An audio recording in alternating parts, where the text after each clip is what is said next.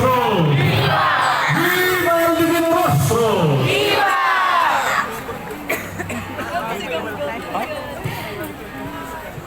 So bago pa ka mo, sabi ko pa ka mo pwede pa kanina. Pero nga pa ka na mo, hindi mo siguro na. My dear brothers and sisters, this special devotion to the Divino Rostro started here in Naga during the time of the Most Reverend Casimiro Herrera. To make it easier for the devotees to give vent to their devotion and implore the divine intercession of Jesus during the whole duration of the epidemic, Father Pedro de la Torre, the Vicar General of the Diocese of Nueva Cáceres, requested Bishop Herrera to enshrine the holy picture of the cathedral. As a result of the Bicolanos' great manifestation of their faith, the threat of the dreaded disease was dispelled. They were spared from being stricken by the cholera.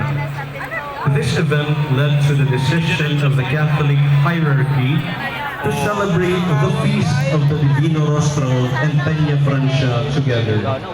It became part of the tradition until today that the holy picture was placed on an andas and was carried on the shoulders of the priests to express their vows and devotions to the holy face of Jesus.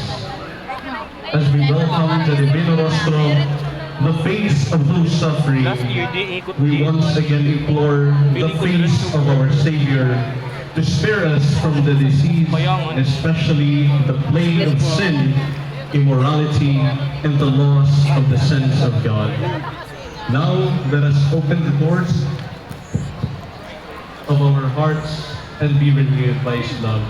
Viva el Divino Rostro! Viva! Viva ang banal na loob ni Jesus! Viva! Viva ang satuyang Parapagos! Viva!